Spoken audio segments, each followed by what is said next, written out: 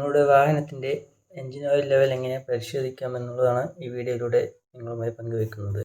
നമ്മുടെ ബൈക്കിൻ്റെ കാര്യത്തിൽ നോക്കുകയാണെങ്കിൽ സൈറ്റ് ഗ്ലാസ് പ്രൊവൈഡ് ചെയ്തിട്ടുണ്ടാവും. സാധാരണ സൈറ്റ് ഗ്ലാസ് വണ്ടിയുടെ വലത് സൈഡിൽ ക്രാങ്ക് കേസിൻ്റെ താഴ്ഭാഗത്തായിട്ട് തന്നിട്ടുണ്ടാവും. സൈഡ് ഗ്ലാസ്സിൽ ശ്രദ്ധിച്ച് നോക്കുകയാണെങ്കിൽ 2 ലൈൻ മാർക്ക് തന്നിട്ടുണ്ടാവും. അതിൽ മുകളിലുള്ളത് മാക്സിമം ലെവലും താഴെയുള്ളത് മിനിമം ലെവലുമാണ്.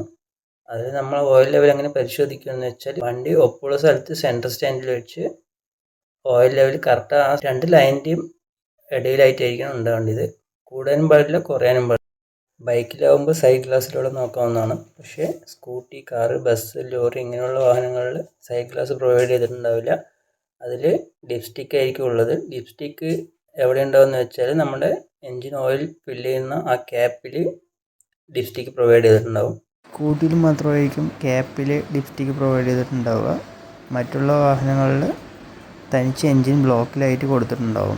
ലിപ്സ്റ്റിക്കിൽ അറ്റത്തായിട്ട് ഒരു ഫ്ലാറ്റ് ആയിട്ടുള്ളൊരു ഭാഗം ഉണ്ടാവും, ഈ വീഡിയോയിൽ കാണിച്ച പോലെ. അതിൽ മിനിമം മാക്സിമം ലെവലിൽ പ്രൊവൈഡ് ചെയ്തിട്ടുണ്ടാവും. അതിലും ഇതുപോലെ തന്നെ മാക്സിമം ലെവലിൽ കൂടാനും പാടില്ല, മിനിമം ലെവലിൽ കുറയാനും പാടില്ല. വണ്ടി ഒപ്പമുള്ള സ്ഥലത്ത് വെച്ചിട്ടായിരിക്കണം ഇതും പരിശോധിക്കേണ്ടത്.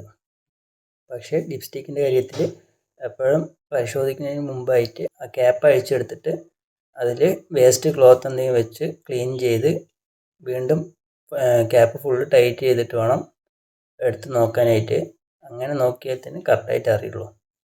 പിന്നെ രണ്ടാമത് ഡിപ്സ്റ്റിക്കിൽ ഓയിൽ ലെവൽ മാത്രമല്ല, നമുക്ക് ഓയിലിൻ്റെ ക്വാളിറ്റിയും ചെക്ക് ചെയ്യാൻ പറ്റും. എങ്ങനെയാണെന്ന് വെച്ചാൽ അതിൽ നമ്മൾ ഓയിൽ ഡിപ്പ് ചെയ്ത് എടുക്കുമ്പോൾ കൈ കൊണ്ട് തൊട്ട് നോക്കിയിട്ട് അതിൻ്റെ വിസ്കോസിറ്റി നോക്കിയിട്ട് കണ്ടുപിടിക്കാവുന്നതാണ് ഓയിലിൻ്റെ ക്വാളിറ്റി നല്ലതാണോ അല്ലയോ മാറാനായോ എന്ന്.